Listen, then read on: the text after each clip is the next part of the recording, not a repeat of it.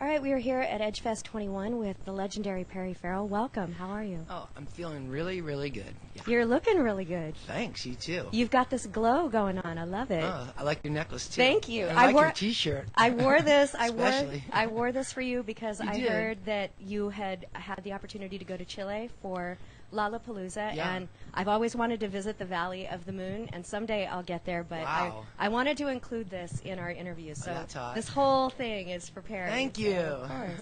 So before we talk about Lollapalooza, I was dying to talk to you about the new record that's coming out. You guys just released a new song called End to the Lies. Yes. And when I first heard it, I don't know how to explain it. There's like this vibration, like I have bees in my veins. And I had read an interview with you that you talked about the vibrations on this record, and I wanted to ask you about your interest in Sufism.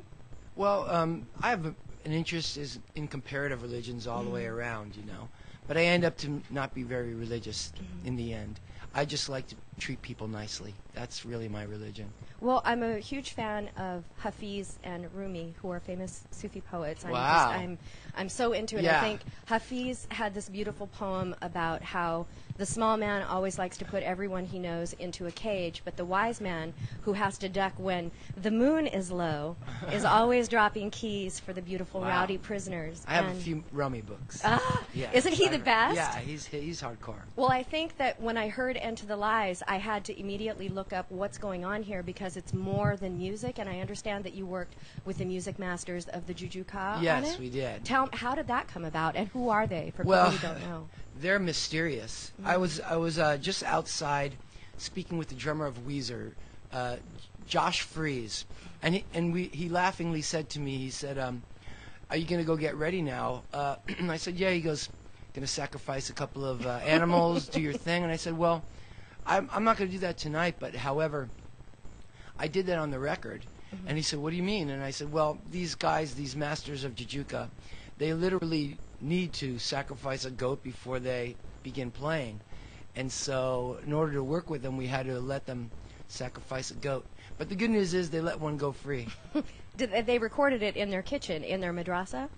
Not quite sure where it was recorded. I thought it was in the outdoors.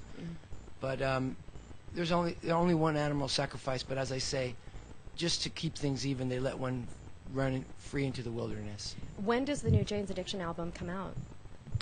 We're looking at the end of August. I'm not supposed to say the exact date, just in case we miss it. Right. And I don't want to get Capitol Records mad at me again, because I keep just releasing things like into the wilderness, like goats. Like goats. The new album is called The Great Escape Artist, and I understand that you named it that because you wanted to escape the past and keep moving forward? Yeah, that's part of it. I wanted to definitely escape my own past. I wanted to escape the confines of, modern society. We all work so much. Here we are working into the night, and I'm sure you've probably sat with a laptop on your lap and fallen asleep, or your BlackBerry or your iPhone at your ear and practically passed out. Can I tell you one thing? Sure. The other night, I fell asleep with whores on my face. Oh my There's God. the sentence for the night. Well, that's not a bad thing. I'm sorry, go ahead. Well, anyway, so yeah, we're really just talking about escapism in general. Where do you escape to? It could be, sexual deviancy. It could be drugs. It could be the great outdoors. It could be to a church if that's where you need to go. You know what I mean? But definitely the great escape artist is the art of being able to escape. You mentioned something about sex back there, and I noticed with End to the Lies that start with that. It's all right. It's good. I Yeah, like sorry. it. There's nice. There's thrust. There's kind of a booming thrust to the new song, and you did this intentionally. You wanted a little bit of sex in there. Well, no, I wanted a lot of of sex in this. I want constant thrust. Okay. And so to do my homework, I was constantly thrusting. Let's talk about Dave Sitek from TV on the Radio. Okay. I see that you say that he was a mad scientist who was not afraid to make a monster. Yes. Tell me about that. Well, there are some people that you look at them as they're careerists. They they can sing, but first and foremost in their head is where's my career going, and every step they take has to do with their career. Then there's artists that are into this purely for the art and the thrill.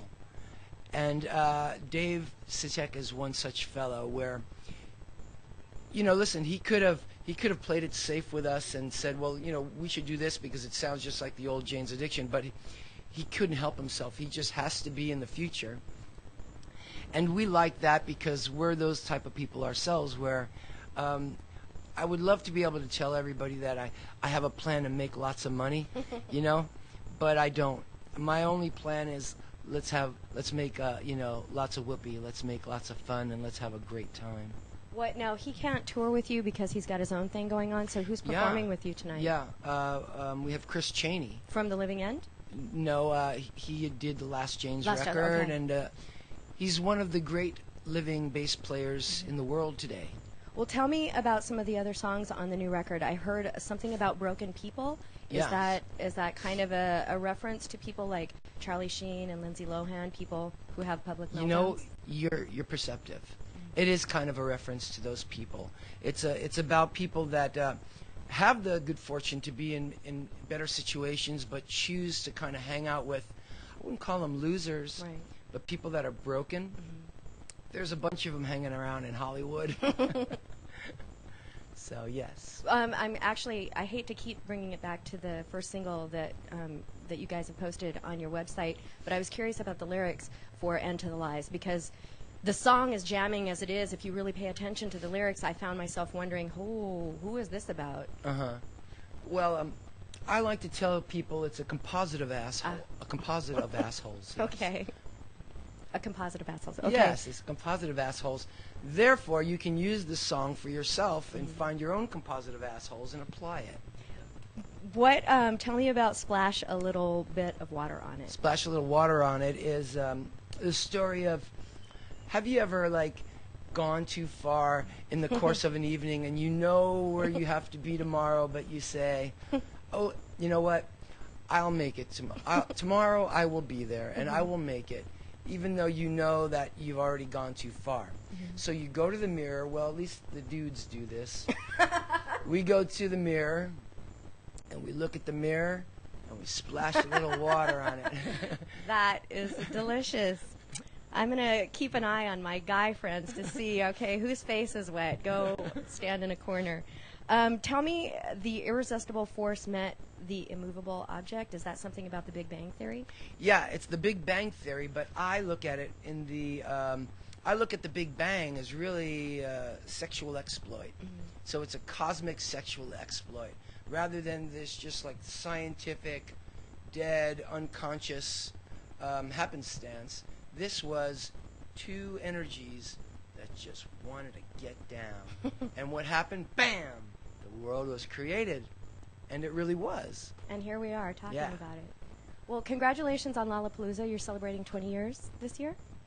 We're celebrating 20 years. 20 years, yep. 20 years. And this is the first time you've actually gone out of the country. You did one early April in Chile. How was that? Why did you finally decide to go overseas?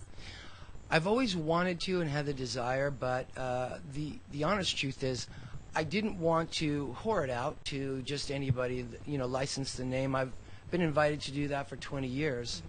But I wanted to keep the quality and the good times alive, in the spirit of alive. I met these young men and women in Chile, and I just reminded me so much of my friends when we first started Lollapalooza, and I felt confident and comfortable with working with them on it, and I really my perception was right about them. They really came through, and we had a great show. Between 50 and 60,000 people showed up, and many groups haven't even been to Chile yet. So it's going to be great for the people in South America, and it's going to be great for the music industry too to be able to go down there. So now the next one is coming up in August in Chicago, and it's a stellar lineup. You've got Eminem and Muse and Coldplay, but I'd seen a recent interview with you, and it was really poignant. You talked a little bit about the Foo Fighters, and that this is very special because of something that had happened previously. Yeah, well, many years ago. Well, really, the story starts in 1991 when the very first Lollapalooza happened, and Kurt was actually there, and he was hanging out, and he said at that time after the show, he said, "You know what? I think that we're really going to make it." He told his group, I think we're really going to make it because I see now alternative music really starting to break. He was with Dave Grohl. Fast forward to 1994, we had selected Nirvana to headline that year. The day after they signed, Kurt died. Mm-hmm. So they never got to perform. So now, fast forward again, and to 2011, our 20th anniversary, and that's amazing. Yeah. That's special. So Yeah. I can't even imagine how that show. I would love to talk to Dave Grohl to find out how he would feel about that. I mean, he has to be thinking about that as well. I hope so. I'm going to remind him if he's not. Now, I wanted to. One of my favorite memories of Lollapalooza, and it's the one that's sort of burned into my brain, mainly because of Jim Rose. He had written a great biography called Freak Like Me, and he talked at length about the year, I think it was 92, that they had done Lollapalooza, and Matt the Tube had the tube, and he would shove it up his nose and pump his own stomach into a jar and then drink it. Yeah. And like biker guys fainted watching that, and so I'm curious. Well, I'll tell you an even grosser story. Okay. Eddie Vedder and Flea drank it. Oh no! Yeah, Did they? yeah. I've still waited for them to get sick, but they haven't gotten sick, so I guess it's okay. That's insane. Well, tell me about this year, because I understand that you've got the world's biggest disco. Is it 15,000 people? 15,000 capacity. So the size that you have out here today, this entire attendance of people, Right. we have a disco that we're building to house 15,000 people. Is it going to be in the Guinness Book? I mean, is it literally the world's? That's good. Could you do I it? should call them. Do it. What are I you know, waiting I for? know. Hello? But we got to get the world's biggest disco ball, though, don't we? Well, I'll make it. Look at me. I know. I'm started with my yeah, moon. we'll spin you from up there. Oh, don't tease me. I'll do it. You will? Yes, I will. Okay. Don't I'll dare be there me. in I'll August. hire you. Shut up. Okay, this is awesome. Perry, thank you so much. You're welcome. Congratulations on the new My record. The new pleasure. song is brilliant. Thank so you. thank you, and have a good show tonight.